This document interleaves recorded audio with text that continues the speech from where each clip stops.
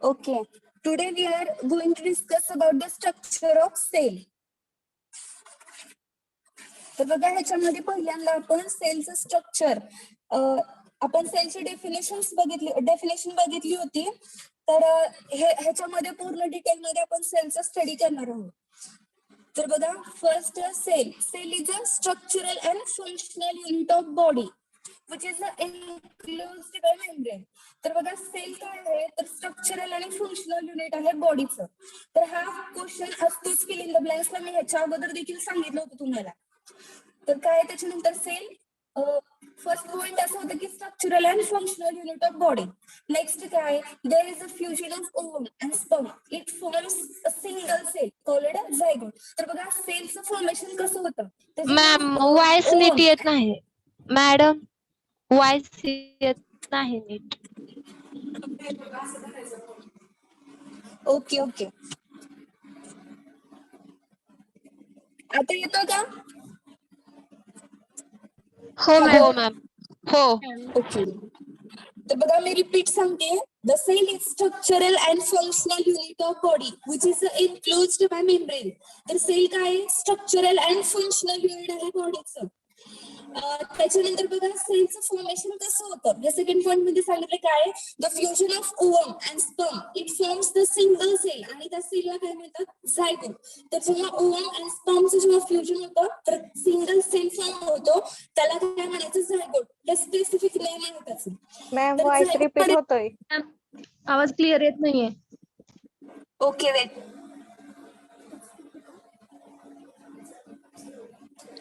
सगळ्यांनी म्यूट करा.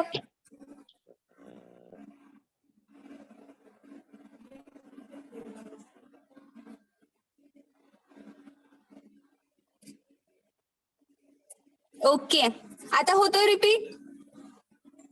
हो येतोय मॅडम. Hello yes ma'am. येतोय मॅडम आवाज. Okay thank you.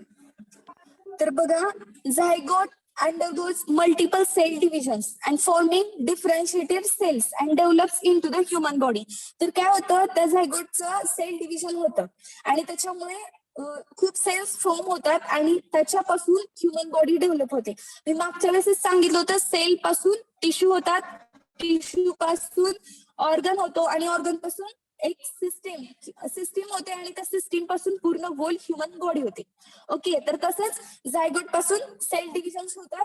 त्या सेल डिव्हिजन्स झाल्यानंतर त्या सेल्स पासून टिश्यू होतो आणि टिश्यू पासून ऑर्गन आणि ऑर्गन पासून ऑर्गन सिस्टीम आणि ऑर्गन सिस्टीम पासून पूर्ण ह्युमन बॉडी तयार होते. तर बघा या झायगोट पासून सगळं होतं. त्याच्यानंतर बघा outermost layer of cell is called as cell membrane. तर आउटर मोस्ट जो काही लेअर आहे सेलचा तर त्याला काय म्हणायचं सेल मेम्ब्रेन.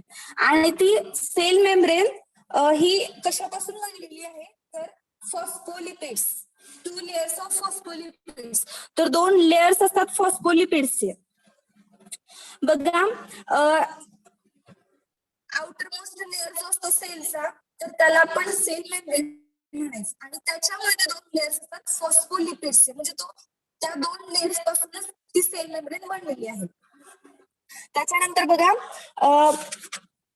प्रोटोप्लाझम काय असतं तर which is present inside the nucleus. न्यूक्लियसच्या इनसाइड मध्ये प्रोटोप्लाझम प्रेझेंट असतं आणि त्यालाच काय म्हणायचं अजून प्रोटोप्लाझम न्यूक्लियसच्या इनसाइड मध्ये प्रेझेंट असतं.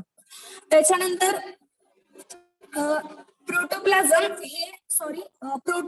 काय होतं बघा इनसाइड जे न्यूक्लियसच्या प्रेझेंट असतं त्याला न्यूक्लियोप्लाझम म्हणायचं आणि प्रोटोप्लाझम जे आउटसाइड आहे न्यूक्लियसचा त्याला सायटोप्लाझम म्हणायचं. क्लिअर झालंय की अजून एकदा समजा प्रोटोप्लाझम.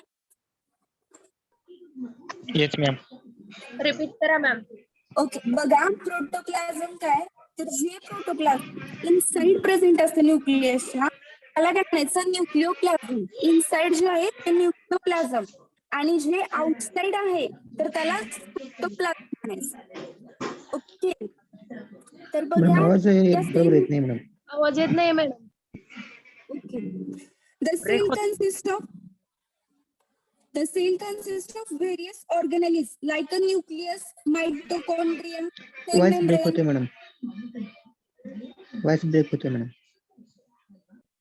बघा तुमच्याकडे नेटवर्कचा प्रॉब्लेम असेल तर काहीच नाहीये. मॅडम वॉइस ब्रेक होतोय तुमचा. होतच काय येतोय मॅडम आवाज तुमचा व्यवस्थित. आता कसा येतो? The cell consists of various organelles like nucleus, mitochondria, cell membrane, ribosomes आणि endoplasmic reticulum. तसंच बघा गोल्गी apparatus. हे सगळे ऑर्गॅनलीज सेल मध्ये प्रेझेंट असतात. ओके, तर हे झालं सेलचं बेसिक. ठीक आहे. त्याच्यानंतर हे आपण सेलचं बेसिक बघितलं. स्ट्रक्चर, त्याच्या स्ट्रक्चर मध्ये नक्की काय काय असतं ते सगळं बघितलं. त्याच्यानंतर बघा कंपोनंट सेलचे, जे की आता सांगितलं. Cell consist of various organelles like nucleus, mitochondria, cell membrane, ribosome, endoplasmic reticulum and Golgi apparatus. ह्या सगळ्या ऑर्गॅनलीज सेल मध्ये प्रेझेंट असतात आणि त्याचे फंक्शन्स आपण स्पेसिफिकली वन बाय वन बघणार आहोत. बघा फर्स्ट आहे न्यूक्लियस. तर न्यूक्लियस काय आहे? It is a spherical and oval shaped structure of cell. तर ह्याचा शेप कसा आहे? स्पेरिकल किंवा ओव्हल शेप्ड. ओके, न्यूक्लियसचा शेप हा स्पेरिकल किंवा ओव्हल शेप्ड असतो. It is present within cytoplasm and is enclosed by the nuclear membrane which consists of pores larger than those in the cell membrane. काय सांगितले बघा इथे? तर हे न्यूक्लियस आहे तर ते प्रेझेंट कुठे असतं? सायटोप्लाझम मध्ये. आणि जे एन्क्लोज केलेलं आहे कशाने? न्यूक्लिअर मेम्ब्रेनने. ज्या न्यूक्लिअर मेम्ब्रेनने एन्क्लोज केलं आहे त्या मेम्ब्रेनला पोर्स असतात छोटे छोटे. सॉरी, पोर्स असतात लार्जर. कशापेक्षा? सेल मेम्ब्रेन पेक्षा. ओके, तर बघा परत एकदा सांगते. न्यूक्लियस प्रेझेंट विदिन अ सायटोप्लाझम. सायटोप्लाझम मध्ये न्यूक्लियस प्रेझेंट असतं आणि जे एन्क्लोज केलेलं असतं न्यूक्लिअर मेम्ब्रेनने. आणि त्या न्यूक्लिअर मेम्ब्रेन मध्ये जे पोर्स असतात तर ते पोर्स सेल मेम्ब्रेन मधल्या पोर्स पेक्षा हे मोठे असतात, लार्जर असतात. ओके, त्याच्यानंतर बघा त्या पोर्स थ्रू काय होतं? Substance can pass to and flow between the protoplasm and cytoplasm. तर प्रोटोप्लाझम आणि सायटोप्लाझमला त्या पोर्स थ्रू सबस्टन्स पास होत असतात काही. The nucleus consists of one or more spherical bodies called a nucleoli which produce ribosomes. बघा nucleus मध्ये one or more एक किंवा एकापेक्षा जास्त स्पेरिकल बॉडीज असतात कॉल्ड अ न्यूक्लिओलाय. त्यालाच काय म्हणायचं? न्यूक्लिओलाय. which produces the ribosome. त्या न्यूक्लिओलाय काय प्रोड्यूस करतात? तर रायबोझोम्स. तर बघा रायबोझोम्स प्रोड्यूस करतात. आणि द न्यूक्लियस कन्सिस्ट ऑफ हे स्पेरिकल बॉडीज त्याला न्यूक्लिओलाय म्हणायचं आणि ते रायबोझोम्स प्रोड्यूस करतात. Also it consist of some hereditary units. तर बघा काही हेरिडिटरी युनिट्स पण त्याच्यामध्ये प्रेझेंट असतात. तर त्या युनिट्सला काय म्हणायचं? जीन्स. जे की आपल्या फॉर एक्झाम्पल एखाद्या पर्सनचं कॅरेक्टर म्हणजे त्याच्यामधले जे काही कॅरेक्टर्स आहेत बघा, आईचा कलर काही जणांचा थोडा ब्ल्यूइश असतो किंवा काही जणांचा ब्राऊन असतो. तर हे सगळं कशामुळे होत असतं? त्याच्यामध्ये असलेल्या जीन्समुळे. ते हेरिडिटरी कॅरेक्टर आहे. तर त्याच्या याच्यामध्येच काय असतं? सम हेरिडिटरी युनिट्स असतात कॉल्ड तसेच जीन्स. तर आता जीन्स आहे, genes consist of chromosomes which are made up of DNA. तर बघा जीन्स जे आहे आम्ही आता सांगितलं. व्हॉइस क्लिअर येत नाही मॅम. ओके, तर बघा हेरिडिटरी कॅरेक्टर्स असतात त्यांना जीन म्हणतात. आणि त्या जीन्स मध्ये क्रोमोझोम्स असतात जे की डीएनए ने बनलेले असतात. डीएनए म्हणजे काय? Deoxyribonucleic acid. हा फुल फॉर्म आहे डीएनएचा. ओके, परत एकदा सांगते डीएनएचा full form deoxyribonucleic acid. Okay, nucleus clear झाले सगळ्यांना? Yes ma'am. Yes, ma'am. Okay, तर नेक्स्ट आहे बघा मायटोकॉन्ड्रिया. तर मायटोकॉन्ड्रियाची डायग्राम देखील तुम्हाला काढायला लागेल. पण हे मी नोट्स तुम्हाला कालच्या चॅप्टरच्या फर्स्ट त्या नोट्स मिळायला का सर्वांना? Yes, ma'am. Yes ma'am. तर त्याच्याच याच्या पण मी हँड रिटन तुम्हाला ग्रुपवर सेंड करेन. तर त्याच्यामध्ये मायटोकॉन्ड्रियाची डायग्राम वगैरे असते. Okay, Okay, ma'am. तर ओके मॅम. हा. तर बघा माइटोकॉन्ड्रिया काय आहे is one of the intracellular organelle having the double membrane. तर माइटोकॉन्ड्रिया मध्ये काय आहे डबल मेम्ब्रेन त्याच्यामध्ये आहे. हा okay. Intracellular organelle mitochondria is the intracellular organelle. हा फिल इन द ब्लँक्सचा क्वेश्चन असतो. Mitochondria is one of the एकमेव असे की ते इंट्रासेल्युलर ऑर्गनेली आहे having the double membrane. There are outer mitochondrial membrane and inner mitochondrial membrane. तर बघा ते डबल मेम्ब्रेन जे आहे माइटोकॉन्ड्रियामध्ये तर त्यातले आउटर त्याची कसं डिवायडेशन होतं एक आउटर माइटोकॉन्ड्रियल मेम्ब्रेन आहे आणि दुसरी आहे ते इनर माइटोकॉन्ड्रियल मेम्ब्रेन. ओके. या झाल्या दोन membrane. Both membrane are structurally similar to plasma membrane. तर या दोनच्या आउटर माइटोकॉन्ड्रियल मेम्ब्रेन आणि इनर माइटोकॉन्ड्रियल मेम्ब्रेन या स्ट्रक्चरली कशा आहेत सिमिलर आहेत. Okay. The inner membrane is consisting of many folds called a cristae. तर बघा इनर मेम्ब्रेन जी आहे इनर माइटोकॉन्ड्रियल मेम्ब्रेन तर त्याच्यामध्ये काय असतात फोल्ड्स असतात. ओके. फोल्ड्स म्हणजे समजतात तुम्हाला फोल्ड्स. ओके. तर मेनी फोल्ड्स असतात तर त्याला क्रिस्टी असं स्पेसिफिक नाव आहे. ज्या बघा परत एकदा सांगते माइटोकॉन्ड्रियाच्या इनर मेम्ब्रेन मध्ये काही फोल्ड्स असतात तर त्यांना काय म्हणायचं cristae. Okay. when cristae come in contact with nutrients and oxygen they absorb oxidative enzyme of the cell and form water and carbon dioxide and liberate energy. Okay. तर बघा काय होतं ते जे काही क्रिस्टी आहेत हा तर ते क्रिस्टी कशाच्या कॉन्टॅक्ट मध्ये येतात nutrients and oxygen. Okay. Nutrients आणि ऑक्सिजनच्या कॉन्टॅक्ट मध्ये येतात आणि त्यामुळे काय करतात they absorb the oxidative enzyme of the cell. त्याच्यामुळे काय होतं ऍब्सॉर्प्शन होतं ऑक्सिडेटिव्ह एन्झाईम सेल मधल्या ज्या काही आहेत ऑक्सिडेटिव्ह एन्झाईम त्याचं ऍब्सॉर्प्शन होतं आणि काय होतं फॉर्म वॉटर फॉर्म होतं आणि कार्बन डायऑक्साईड पण फॉर्म होतो आणि लिबरेट काय करतं ते तर एनर्जी लिबरेट करतं. तर energy liberated in this reaction is used in the formation of ATP. बघा तर एनर्जी जी काही रिलीज होते क्रिस्टीच्या कॉन्टॅक्ट मध्ये येतात न्यूट्रिएंट्सच्या आणि ऑक्सिजनच्या तर काय करतात ते they absorb the oxidative enzyme and form water and carbon dioxide. तर ते फॉर्म करतात आणि एनर्जी लिबरेट होते. तर जी एनर्जी लिबरेट झालेली आहे तर ती एटीपीच्या फॉर्मेशन साठी युज होते. तर त्याच्यानंतर बघा because the mitochondria generate ATP by utilising oxygen it is called as power house of cell. तर माइटोकॉन्ड्रियाला अजून एक नाव दिलेलं ते म्हणजे power house of cell. Okay. का दिले तर बिकॉज माइटोकॉन्ड्रिया जनरेट तर ते माइटोकॉन्ड्रिया काय करते एटीपी फॉर्मेशन करते. आता बघा आपण जी रिएक्शन बघितली त्याच्यामध्ये त्या एनर्जी पासून फॉर्मेशन होतं एटीपीचं तर त्याच्यामुळे माइटोकॉन्ड्रियाला काय म्हणतात power house of cell. Okay. त्याच्यानंतर बघा नेक्स्ट कन्स्टिट्यूट आहे नेक्स्ट हे आहे कंपोनंट आहे रायबोझोम. तर बघा रायबोझोम्स काय आहेत तर स्मॉल ग्रॅन्युल्स आहेत which consisting of RNA and protein. तर त्याच्यामध्ये काय असतं आरएनए आणि प्रोटीन. ओके. ह्याच्यामध्ये रायबोझोम्स म्हणजे स्मॉल ग्रॅन्युल्स आहेत त्याच्यामध्ये आरएनए आणि प्रोटीन आहे आणि हे रायबोझोम्स कशासाठी रेस्पॉन्सिबल आहे for the protein synthesis.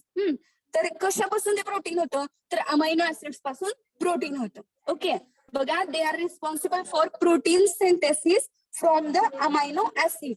Amino acid पासून प्रोटीन सिंथेसिस होतं. बघा रायबोझोम्सचा आपल्याला एवढाच स्टडी आहे. Ribosomes are the small granules consisting of RNA and proteins ज्याच्यामध्ये आरएनए असतात आणि प्रोटीन्स असतात.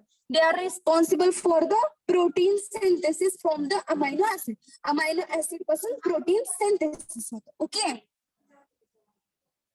त्याच्यानंतर आहे बघा एंडोप्लाझ्मिक रेटिक्युलम. एंडोप्लाझ्मिक रेटिक्युलम आता बघा प्लाझ्मिक म्हणजे काय तर सायटोप्लाझम आणि रेटिक्युलम म्हणजे काय तर नेटवर्क असं एंडोप्लाझ्मिक रेटिक्युलम तयार झाले. बघा प्लाझ्मिक म्हणजे सायटोप्लाझम अँड रेटिक्युलम म्हणजे नेटवर्क. ओके.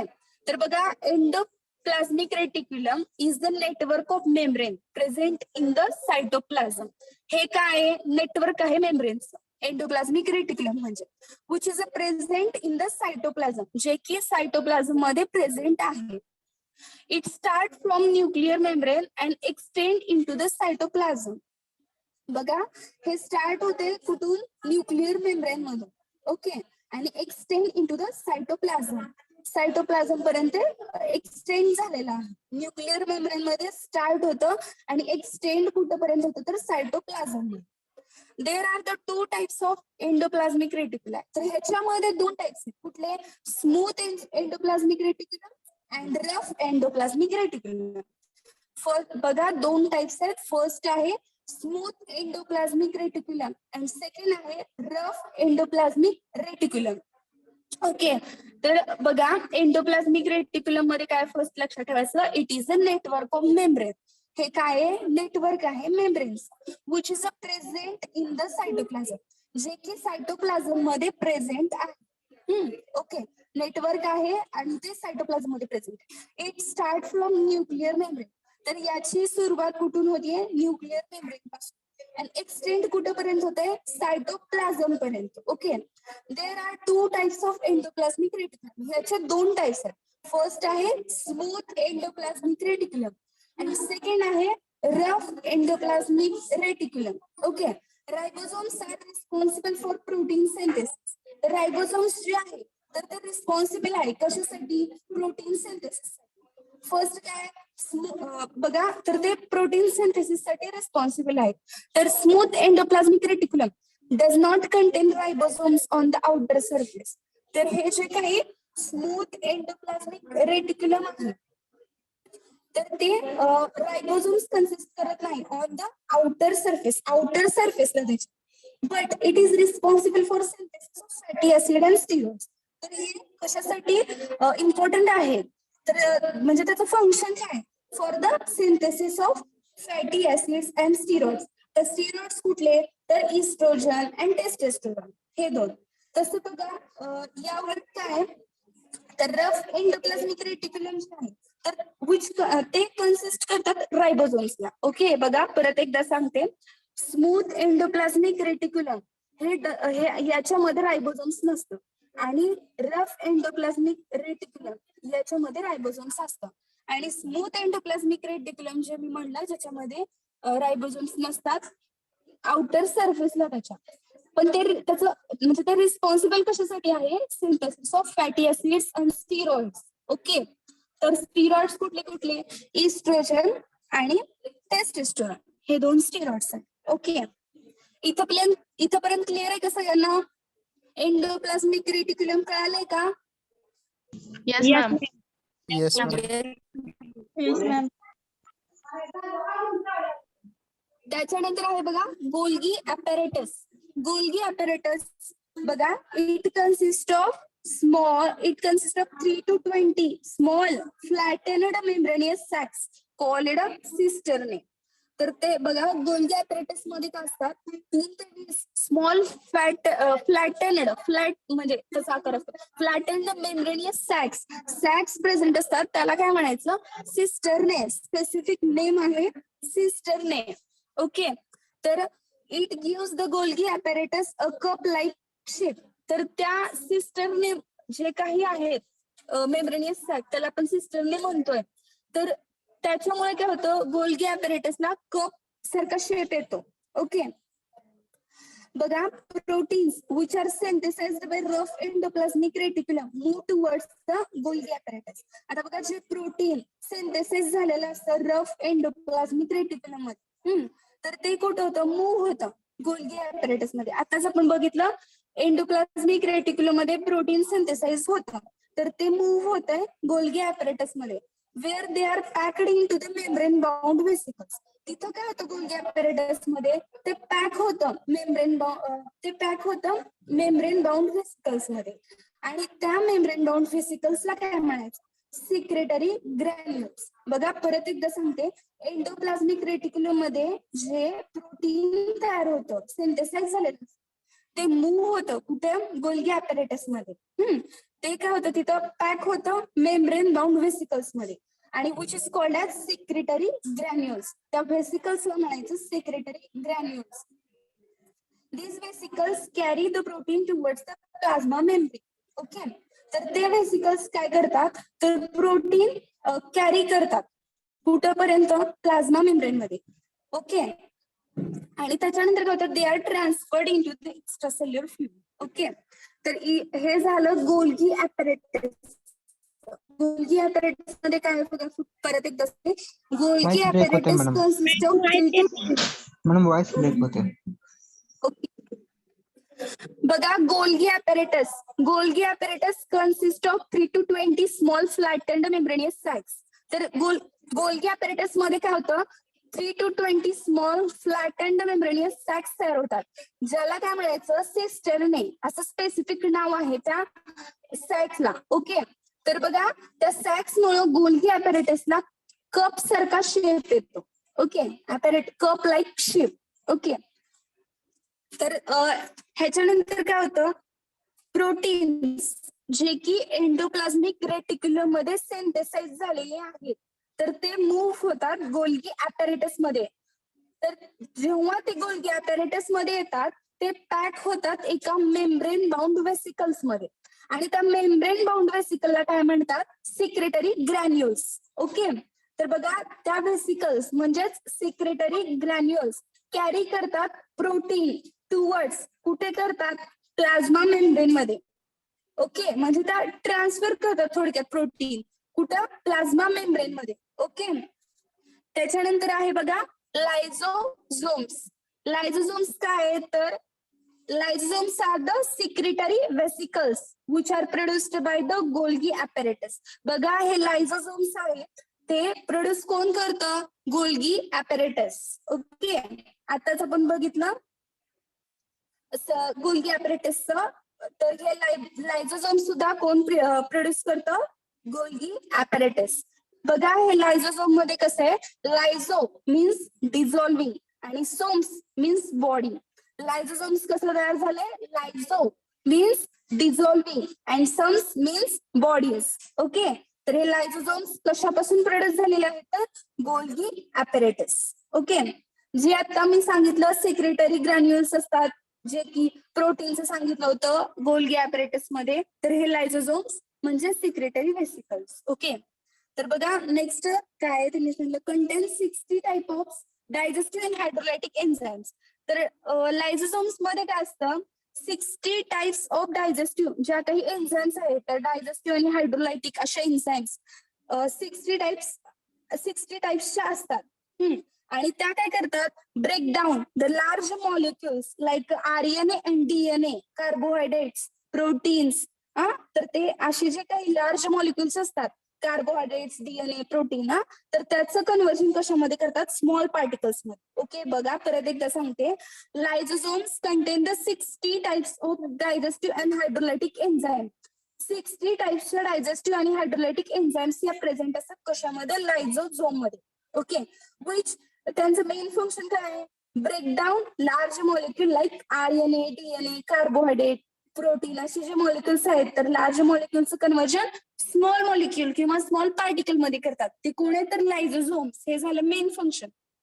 आणि बघा in WBCs, okay, white blood cells मध्ये लायझोझोम्स काय करतात, एंगल्फ करतात फॉरेजिंग मटेरियल लाईक मायक्रोब्स. ते काय करतात, एंगल्फ करतात, म्हणजे ते पूर्ण नष्ट करतात फॉरेजिंग मटेरियल जे काही आहे ते, जे आपल्या बॉडीमध्ये फॉरेजिंग म्हणजे काय, तर एखादा अनवॉन्टेड मॅटर जेव्हा बॉडीमध्ये एंटर होतो, तर त्याला काय म्हणायचं, फॉरेजिंग मटेरियल. आणि तो एकदा म्हणजे फॉर एक्झाम्पल व्हायरस किंवा बॅक्टेरिया, याला फॉरेजिंग मटेरियल म्हणायचं, आणि त्याच्यामुळे आपल्याला इन्फेक्शन होऊ शकतं. तर लायझोझोम्स काय करतात, तर तो जो फॉरेजिंग मटेरियल आहे, तर तो एंगल्फ करतात. ओके, हे झालं लायझोझोम्सचं. बघा याच्यानंतर आहे मायक्रोट्युब्युल्स. आवाज बरोबर येईना. Microtubules are long. हॅलो, आवाज break होतोय. मायक्रोट्युब्युल्स काय आहेत, तर microtubules are long unbranched hollow tube which is made up of protein called a tubulin. Microtubules काय, तर लॉंग अनब्रांच्ड हॉलो ट्यूब सारखा त्याचा शेप आहे, लॉंग आहे त्या, एकतर अनब्रांच्ड आणि tube shaped, which is made up of, त्या कशाने बनलं, ते प्रोटीनने स्पेसिफिक बनलेलं आहे. त्या प्रोटीनचं नाव आहे ट्युब्युलिन. ओके, बघा microtubules are long unbranched hollow tubes which is made up of protein called a tubule. Microtubules काय तर लॉंग अनब्रांच्ड ट्यूब्स आहेत आणि त्या कशाने बनलेल्या आहेत? प्रोटीन्सनी. त्याला काय म्हणायचं? ट्युब्युलिन. ओके, तर बघा microtubules help to determine the shape of cell. तर मायक्रोट्युब्युल्स काय करतात? तर मेनली हेल्प करतात शेप आहे सेलचा तो डिटरमाइन करण्यासाठी मायक्रोट्युब्युल्सचा यूज होतो मेनली. ओके, तर बघा फंक्शन काय मायक्रोट्युब्युल्सचं? Movement of organelles within a cell and movement of chromosome during the cell division.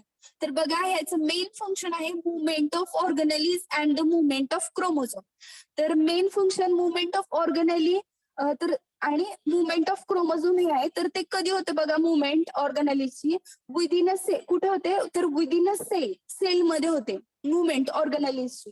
आणि मुवमेंट ऑफ क्रोमोझोम कधी होतं? तर ड्युरिंग द सेल डिव्हिजन. जेव्हा सेल डिव्हिजन होत असतं तर तेव्हा क्रोमोझोमची मुवमेंट होत असते. बघा तुम्ही मायटोसिस मिओसिसचा स्टडी केला असेल, तुम्हाला आता तर नाहीये सध्या, पण ह्याच्या अगोदर केला असेल. तर त्यावेळेस सेल डिव्हिजन मध्ये जेव्हा क्रोमोझोमची जी काही मुवमेंट होते तर त्या मुवमेंटला कोण रिस्पॉन्सिबल असतं? तर मायक्रोट्युब्युल्स. ओके, म्हणजे मायक्रोट्युब्युल्स हे मेन फंक्शन आहे. बघा मायक्रोट्युब्युल्स क्लिअर झालंय का? Hello. Yes, ma'am. Yes, ma'am. Yes, ma'am. Okay, तर बघा नेक्स्ट काय आहे? नेक्स्ट कंपोनंट सेलचा सेंट्रोसोम्स. सेंट्रोसोम्स काय? Which is present near the nucleus, consist of pair of centrioles. तर हे न्यूक्लियसच्या जवळ म्हणजे प्रेझेंट असतं centrosomes. Okay, centrosomes is present near the nucleus. न्यूक्लियसच्या जवळ सेंट्रोसोम्स प्रेझेंट असतात. Which consist of pair of centrioles. त्याच्यामध्ये काय असतात? तर सेंट्रिओल्सचे पेअर्स असतात. ओके, बघा सेंट्रोसोम्स एवढंच आहे की ते प्रेझेंट असतं न्यूक्लियसच्या जवळ आणि which consist of pair of centrioles. Okay, तर हा लास्ट पॉइंट होता. आपण परत एकदा रिवाइज करून घेऊ. तुम्हाला काही त्याच्यानंतर प्रॉब्लेम असेल, कुणाला काही क्वेरी असेल तर you can ask. Okay, Yes, ma'am. Yes, ma'am.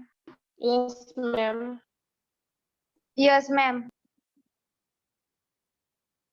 बघा तर आजच्या लेक्चर मध्ये आपण काय काय बघितलं? Structure of cell.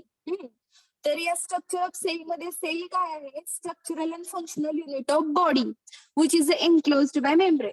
Okay, cell is structural and functional unit. Okay, तर त्याच्यानंतर व्हॉट इज अ झायगोट? तर झायगोट म्हणजे काय? तर fusion of ovum and sperm आणि it forms the single cell. ते सिंगल सेल फॉर्म करतं आणि त्या सिंगल सेललाच नाव काय? Zygote.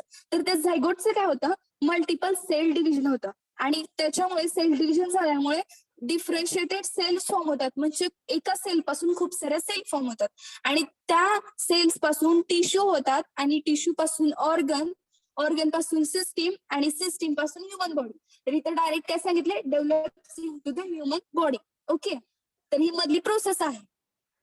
The outermost layer of cell is called as cell membrane. Outermost layer आहे जो सेलचा, तर त्याला काय म्हणायचं? Cell membrane which is made up of 2 layers. जो काही आउटर लेअर आहे सेलचा त्याला सेल मेम्ब्रेन म्हणतात आणि ती सेल मेम्ब्रेन 2 लेयर्सनी बनलेली आहे. तर ते 2 लेयर्सला काय म्हणायचं? फॉस्फोलिपिड्स. ओके, नेक्स्ट बघा कंपोनेंट्स ऑफ सेल आणि त्याचे फंक्शन आपण स्पेसिफिक बघितले. तर बघा सेलचे कंपोनेंट्स कुठले आहेत? Nucleus, mitochondria, cell membrane, ribosome, endoplasmic reticulum आणि गोल्गी ॲपॅरेटस. हे आहेत कंपोनेंट. कंपोनेंट इम्पॉर्टंट आहेत बघा. Nucleus, mitochondria, cell membrane, ribosome, endoplasmic reticulum आणि गोल्गी ॲपॅरेटस हे सगळे कंपोनेंट्स आहेत. तर बघा आपण 1 बाय 1 बघितले होते. फर्स्ट आहे न्यूक्लियस. न्यूक्लियस काय आहे? स्पेरिकल शेप आणि स्पेरिकल किंवा ओव्हल शेपला स्ट्रक्चर त्याचं असतं आणि तो कुठे प्रेझेंट असतो? सायटोप्लाझम मध्ये. आणि which is enclosed by nuclear membrane. जे एन्क्लोज केलेलं आहे न्यूक्लिअर मेम्ब्रेन तर ते त्याच्यामध्ये जे काही पोर्स असतात. ओके, तर ते पोर्स लार्ज आहेत कशापेक्षा? सेल मेम्ब्रेनवर असणाऱ्या पोर्स पेक्षा. बघा न्यूक्लिअर मेम्ब्रेन जे एन्क्लोज केलेलं आहे, एन्क्लोज करण्यासाठी यूज होते न्यूक्लिअर मेम्ब्रेन, त्याच्यावरती ते विच कन्सिस्ट ऑफ पोर्स. हा, तर ते पोर्स लार्जर आहे कशापेक्षा, सेल मेम्ब्रेन पेक्षा. तर त्या पोर्सचा यूज काय बघा, through this pores substance can pass and flow between the protoplasm आणि सायटोप्लाझम. तरी प्रोटोप्लाझम आणि सायटोप्लाझम मध्ये फ्लो होते या pores. Okay. The nucleus consist of one और मोर स्पेरिकल बॉडीज. तर न्यूक्लियस मध्ये काय असतं, एक किंवा अनेक स्पेरिकल बॉडीज असतात, विच इज कॉल्ड एज न्यूक्लिओलाय. तर त्याला न्यूक्लिओलाय म्हणायचं, विच प्रोड्युसेस द रायबोझोम. आणि ते काय प्रोड्यूस करतं, तर रायबोझोम. बघा रायबोझोम कोण प्रोड्यूस करतं, तर न्यूक्लिओलाय. ओके. न्यूक्लियस मध्ये वन और मोर स्पेरिकल बॉडीज असतात, तर त्या स्पेरिकल बॉडीजला न्यूक्लिओलाय म्हणायचं आणि त्या न्यूक्लिओलाय रायबोझोम्सचं प्रोडक्शन करतात. तर बघा त्याच्यानंतर आपण जेनेटिक्स जीन्स बघितलं होतं. Gene consist of chromosome which is made up of DNA. डीएनएचं काय, डिऑक्झिरायबो न्यूक्लिक ऍसिड एवढंच होतं. ओके, न्यूक्लियस मध्ये. त्याच्यानंतर बघा नेक्स्ट आहे मायटोकॉन्ड्रिया. मायटोकॉन्ड्रियाचं इम्पॉर्टंट म्हणजे काय, तर ते ब्रेक होत. Okay. Mitochondria is the one of the intracellular organelle. Intracellular organelle आहे मायटोकॉन्ड्रिया म्हणजे. ओके, हे इम्पॉर्टंट आहे. Having the double membrane. त्याचे दोन मेम्ब्रेन असतात. फर्स्ट वन कुठली, आउटर मायटोकॉन्ड्रियल मेम्ब्रेन, आणि सेकंड वन कुठली, इनर मायटोकॉन्ड्रियल मेम्ब्रेन. तर या दोन मेम्ब्रेन्स असतात त्या स्ट्रक्चरली सिमिलर असतात to the plasma membrane. Okay. आणि त्याच्यातली जी काही इनर मेम्ब्रेन आहे तर त्याच्यामध्ये मेनी फोल्ड्स असतात. तर त्या फोल्ड्सला काय म्हणायचं, क्रिस्टी असं स्पेसिफिक नाव आहे. When cristae come in contact with nutrients, जेव्हा ते क्रिस्टी जे आहे ते कॉन्टॅक्ट मध्ये येतं न्यूट्रियंट्सच्या अँड द ऑक्सिजन. हा, तर त्यावेळी काय होतं, ते absorb the oxidative enzymes of the cell. ते ऍब्झॉर्ब करतो oxidative enzymes and form the water and carbon dioxide. तर ते काय फॉर्म करतं, वॉटर आणि कार्बन डायऑक्साईड फॉर्म करतं. आणि ऑल्सो एनर्जी सुद्धा लिबरेट करतं. मग जी काही ती एनर्जी लिबरेट झालेली आहे तर ती यूज केली जाते फॉर्मेशन ऑफ एटीपी मध्ये. तर बघा एटीपी हा मायटोकॉन्ड्रियामुळे जनरेट होतात. तर त्याच्यामुळे त्याला काय म्हणायचं, power house of cell. Okay. तर काही वेळा तुम्हाला एक्झाम मध्ये क्वेश्चन असा विचारतात की write a note on power house of the cell. तर तेव्हा तुम्ही विसरायचं नाही की मायटोकॉन्ड्रियालाच पॉवर हाऊस म्हणतात. ओके, असाही येऊ शकतो. बघा नेक्स्ट पॉइंट आहे रायबोझोम. रायबोझोम्स काय आहेत, तर स्मॉल ग्रॅन्युल्स आहेत which consisting of RNA and protein. Ribosomes मध्ये स्मॉल ग्रॅन्युल्स असतात आणि त्याच्यामध्ये रायबोझोम्स हे स्मॉल ग्रॅन्युल्स आहेत आणि त्याच्यामध्ये आरएनए आणि प्रोटीन्स आहेत. ओके. आणि दे are responsible for the protein synthesis from the amino acid. तर अमायनो ऍसिड पासून प्रोटीन सिंथेसाइज करण्याचं काम हे रायबोझोम्स आहे फंक्शन. ओके. त्याच्यानंतर आहे बघा एंडोप्लाझ्मिक रेटिक्युलम. तर बघा एंडोप्लाझ्मिक रेटिक्युलम काय आहे, तर network of membrane. Endoplasmic reticulum काय आहे, तर नेटवर्क ऑफ मेम्ब्रेन. आणि त्याच्यामध्ये बघा कसं आहे, प्लाझ्मिक म्हणजे सायटोप्लाझम आणि रेटिक्युलम म्हणजे नेटवर्क. हा, तर त्याच्यामुळे काय आहे, network of membrane present in the cytoplasm. तर हे स्टार्ट कुठून होते, न्यूक्लिअर मेम्ब्रेन मध्ये, आणि एक्सटेंड कुठं होते, कुठपर्यंत होते, तर सायटोप्लाझम पर्यंत. म्हणजे ते वाढत जाते कुठपर्यंत, सायटोप्लाझम पर्यंत. There are two types of endoplasmic reticulum. कोणते कोणते आहेत, smooth endoplasmic reticulum and rough endoplasmic reticulum. तर हे दोन एंडोप्लाझ्मिक रेटिक्युलम आहेत. The ribosomes are responsible for protein synthesis. तर बघा हे जे रायबोझोम्स आहेत ते सुद्धा कशासाठी रिस्पॉन्सिबल आहेत, रायबोझोम्स मगाशीच आपण बघितलं प्रोटीन सिंथेसिस साठी रिस्पॉन्सिबल आहे. ओके. तर smooth endoplasmic reticulum does not contain ribosomes on the outer surface. बघा मी मगाशी सांगितलं होतं स्मूथ एंडोप्लाझ्मिक रेटिक्युलम हे याच्यामध्ये रायबोझोम्स नसतात आउटर सरफेसला, आणि रफ एंडोप्लाझ्मिक रेटिक्युलम मध्ये रायबोझोम्स प्रेझेंट असतात आउटर सरफेसला. हा, तर बघा इथं काय स्मूथ एंडोप्लाझ्मिक रेटिक्युलम्स आहे तर ते डज नॉट कंटेन, त्याच्यामध्ये रायबोझोम्स नसतात आउटर सरफेसला, but it is responsible for the synthesis of fatty acid. तर ते कशासाठी रिस्पॉन्सिबल असतात, synthesis of fatty acid, fatty acid साठी रिस्पॉन्सिबल असतात. आणि स्टिरॉइड साठी, स्टिरॉइड्स कुठले, टेस्टोस्टेरॉन अँड इस्ट्रोजन. हे एक्झाम्पल्स आहेत स्टिरॉइडचे. ओके. तर त्याच्यानंतर आहे बघा गोल्गी ॲपॅरेटस. गोल्गी ॲपॅरेटस मध्ये काय सांगितलं बघा, it consist of 3 to 20 small flattened membranes आहे. तर त्या 3 to 20 स्मॉल फ्लॅटेंड ज्या काही मेम्ब्रेनियस सॅक्स आहेत तर त्याला काय म्हणायचं, सिस्टर्न आहे. Okay, it gives the Golgi apparatus cup like shape. तर त्या सिस्टर्नमुळे काय होतं, तर याला कप शेप भेटतो. ओके, हे गोल्गी ॲपॅरेटस. ओके, त्याला कप शेप भेटतो. त्याच्यानंतर काय बघा, मी सांगितलं होतं proteins which are synthesized by the rough endoplasmic reticulum, जे की रफ एंडोप्लाझ्मिक रेटिक्युलम मध्ये सिंथेसाइज होतं. मूव्ह टुवर्ड्स ते गोल्गी ॲपॅरेटस मध्ये येतं. गोल्गी ॲपॅरेटस मध्ये आल्यानंतर काय होतं, where they are packed into the membrane bound vesicles. तर ते मेम्ब्रेन बाउंड वेसिकल्स मध्ये पॅक होतं आणि which is called the secretory granules. Okay, तर त्याला काय म्हणायचं, सेक्रेटरी ग्रॅन्युल्स म्हणायचं. तर ज्या काही सेक्रेटरी ग्रॅन्युल्स आहेत तर त्या वेसिकल्स थ्रू काय होतं, त्या कॅरी करतात प्रोटीन कुठपर्यंत, प्लाझ्मा मेम्ब्रेन पर्यंत. ओके, प्लाझ्मा मेम्ब्रेन पर्यंत कॅरी करतात. ओके, तर त्याच्यानंतर बघा लायसोसोम्स. लायसोसोम्स म्हणजे काय, lyso means dissolving and somes means bodies. Lysosomes काय, तर सिक्रेटरी वेसिकल्स आहेत which are produced by the Golgi apparatus. Golgi apparatus through त्या काय झाले, प्रोड्यूस झालेत. आताच आपण बघितलं प्रोटीन सिंथेसाइज झालेलं असतं रफ एंडोप्लाझ्मिक रेटिक्युलम मध्ये, ते मूव्ह होतं गोल्गी ॲपॅरेटस मध्ये, ते पॅक होतं एका मेम्ब्रेनियस बाउंड वेसिकल्स मध्ये आणि त्या वेसिकल्सला काय म्हणतात, सेक्रेटरी ग्रॅन्युल्स. त्या सेक्रेटरी वेसिकल्स किंवा ग्रॅन्युल्स आहेत त्या म्हणजेच लायसोसोम्स आहेत. ओके, त्यामुळे lysosomes are the produced by the Golgi apparatus. हे नक्की नेहमी लक्षात ठेवायचं. Lysosomes contain the 6 types of digestive and hydrolytic enzymes. तर बघा लायसोसोम्स मध्ये 60 टाइप्सचे डायजेस्टिव्ह आणि हायड्रोलायटिक एन्झाइम्स प्रेझेंट असतात. ओके, तर त्या एन्झाइम्सचं मेन फंक्शन म्हणजे मेन काय फंक्शन काय त्यांचं, तर break down the larger molecule into the smaller particle. Okay, तर त्या ब्रेक करतात लार्जर मॉलिक्युल आणि त्याचं कन्व्हर्जन स्मॉल मॉलिक्युल किंवा स्मॉल पार्टिकल्स मध्ये करतात. तर त्याच्यामध्ये बघा, तर ब्रेकडाऊन लार्ज मॉलिक्युलचं ब्रेकडाऊन होतं. तर ते लार्ज मॉलिक्युल कुठले, RNA, DNA, carbohydrate, protein. Okay, तर हे झाले लार्ज मॉलिक्युल्स. त्याच्यानंतर बघा इन WBCs म्हणजे white blood cells, lysosomes engulf the foreign material like microbes.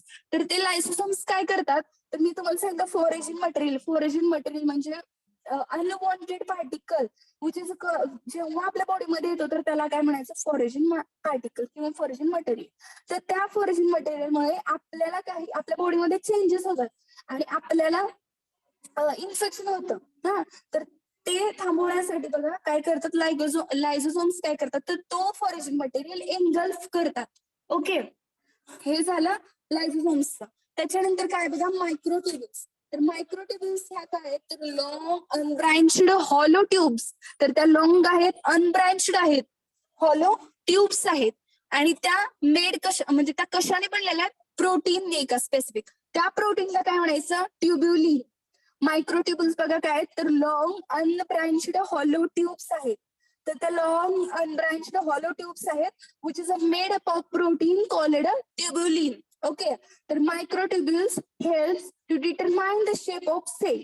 तर मायक्रोट्युब्युल्स हे कशासाठी यूज होतो मायक्रोट्युब्युल्सचा, तर शेप जो आहे सेलचा तो डिटरमाइन करण्यासाठी. ओके, तर त्याच्यानंतर बघा मेन फंक्शन काय मायक्रोट्युब्युल्सचा, movement of organelle within a cell. तर ऑर्गनेलिज जे आहे मायक्रोट्युब्युल्सची त्याची मुवमेंट होती, मुवमेंट होती ऑर्गनेलिजची, ऑर्गनेलिजची मुवमेंट होती विदिन अ सेल मध्ये आणि मुवमेंट होती क्रोमोझोम्सची ड्युरिंग द सेल डिव्हिजन. बघा मायटोसिस किंवा मिओसिस जेव्हा प्रोसेस होत असते तर त्यावेळेस क्रोमोझोम्सची मुवमेंट होत असते. तर त्याला रिस्पॉन्सिबल कोण आहेत, मायक्रोट्युब्युल्स. आणि मुवमेंट जे ऑर्गनेलिजची होत असते सेल्स मध्ये तर त्याला पण रिस्पॉन्सिबल कोण आहे, मायक्रोट्युब्युल्स. तर हे फंक्शन्स आहेत मायक्रोट्युब्युल्सचे. आणि लास्ट पार्ट होतं बघा सेंट्रोसोम्स. सेंट्रोसोम्स काय, प्रेझेंट नियर द न्यूक्लियस. तर सेंट्रोसोम्सचं फक्त एवढंच लक्षात ठेवायचं, ते न्यूक्लियसच्या नियर असतात आणि which consisting of pair of centrioles. तर त्याच्यामध्ये पेअर्स असतात. पेअर म्हणजे समजतं का तुम्हाला, hello, Yes, ma'am. Okay. Yes, जर ma'am. माहित नसेल तर विचारत जावा. Okay,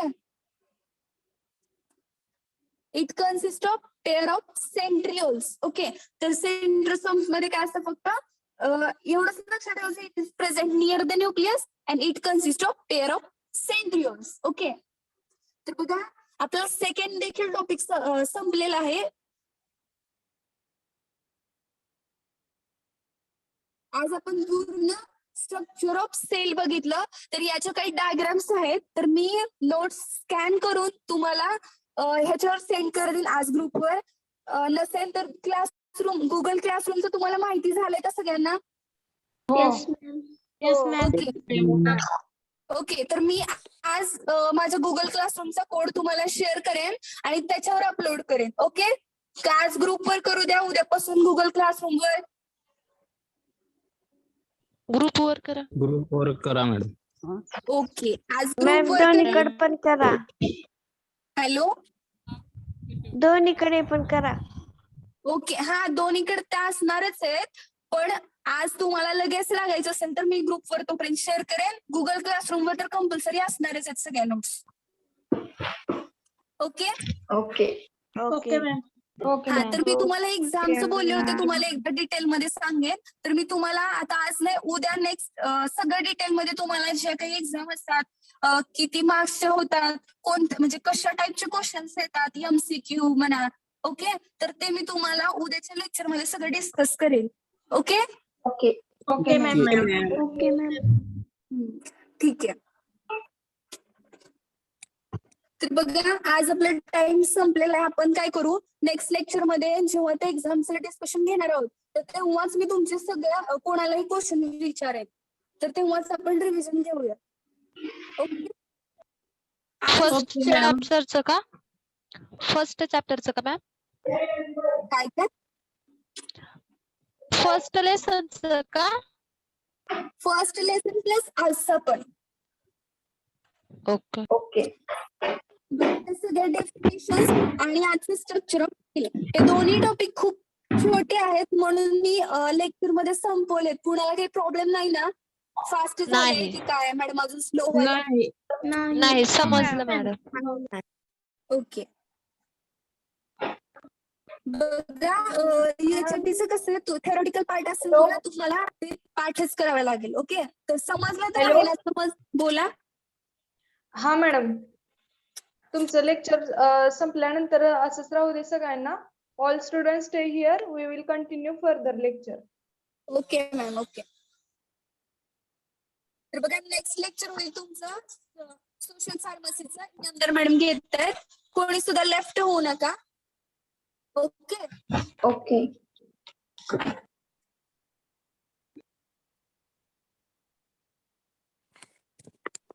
hello, good morning all of you. Good Morning, ma'am. Morning ma'am. Good morning ma'am. Okay, now we will start our lecture. Yes. Hello, hello. Rutuja ma'am, Mahamuni ma'am, okay. are you there? Yes. Ma'am, stop your recording okay okay. and then you can left. Hello, hello Rutuja ma'am, Ma'am, Hello, are you are there? host. are you there? Yes, but you are host now. Yes, yes, thank you. You can stop. Okay, okay.